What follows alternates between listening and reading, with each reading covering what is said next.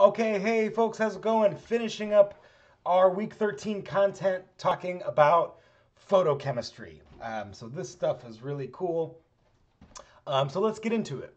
So the first thing that I want to review is just basic absorption. So you've talked about this in a lot of classes, particularly the Beer's law, the Beer-Lambert law, right?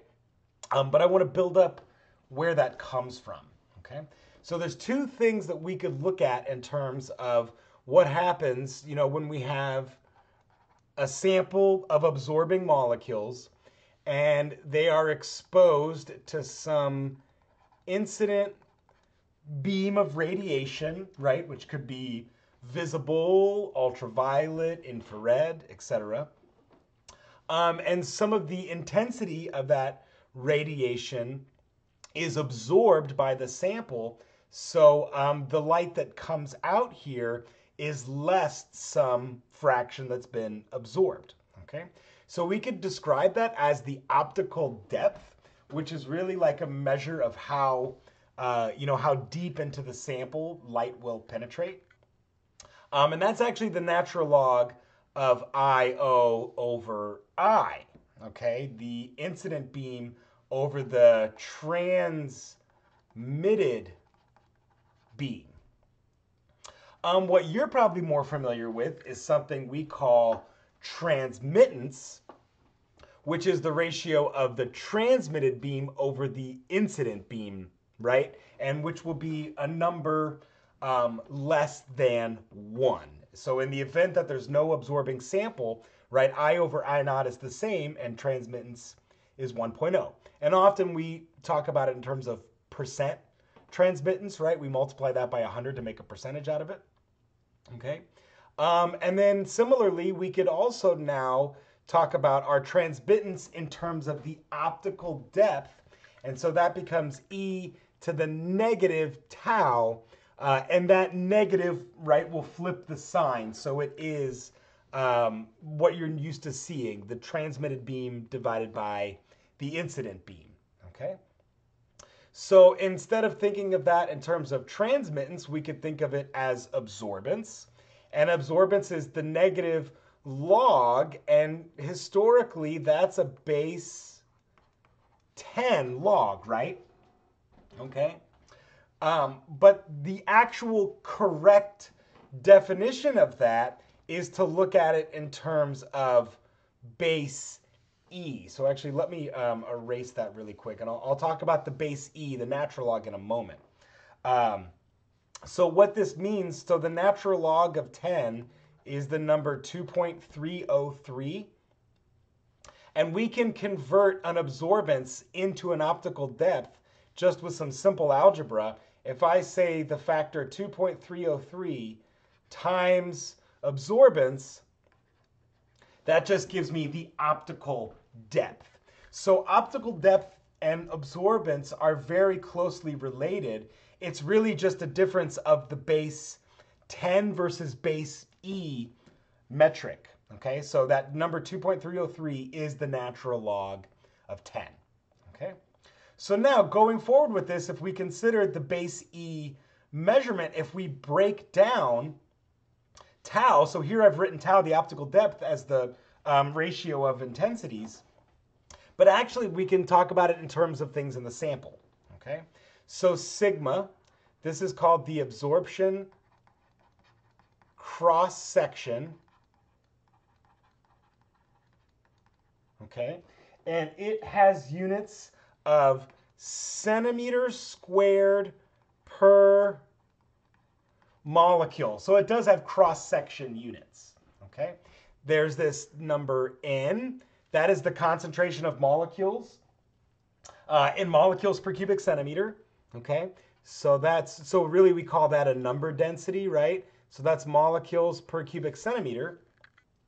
And then now L, that's the length, the path length of the sample cell, which is typically given in centimeters.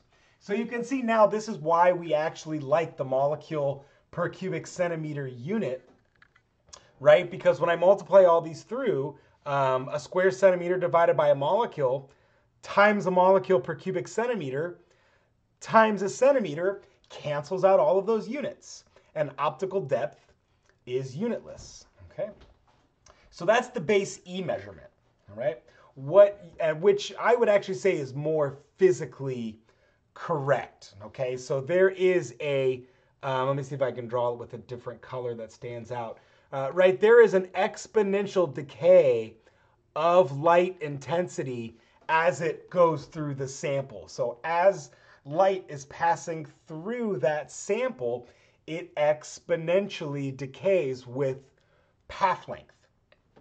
So the base E is actually more of the correct version. That base E gives us that natural log relationship. What you're used to is the base 10, Beer's law, okay? And by the way, both of these are Beer's law. It's just a matter of which constants you're using, okay? So what you're more familiar with, this eta term, or E, that's the molar absorptivity, right? Which in fact is really the same thing as the absorption cross-section. It's really the same thing.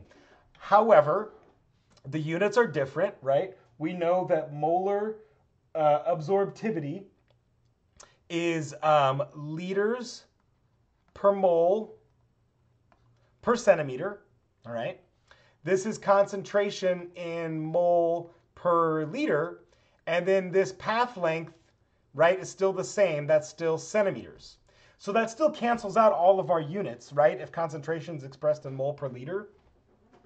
However, when comparing eta to sigma, okay, so they are directly comparable. However, we have to consider there's a difference in units, right? One is liter per mole per centimeter. The other is centimeter squared per molecule.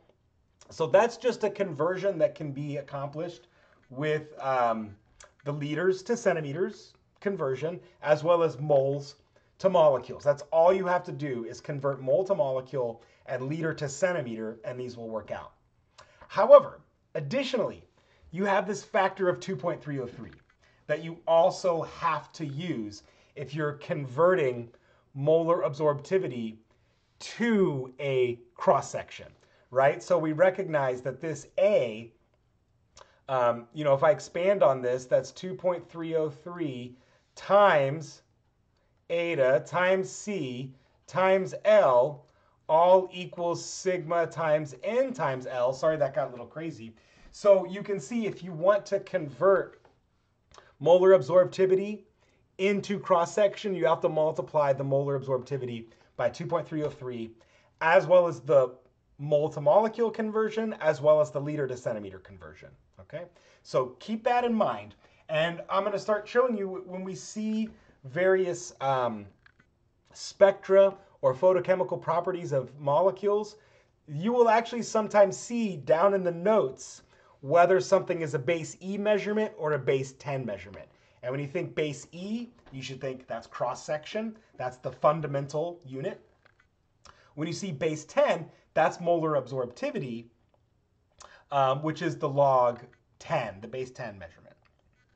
Okay, moving forward.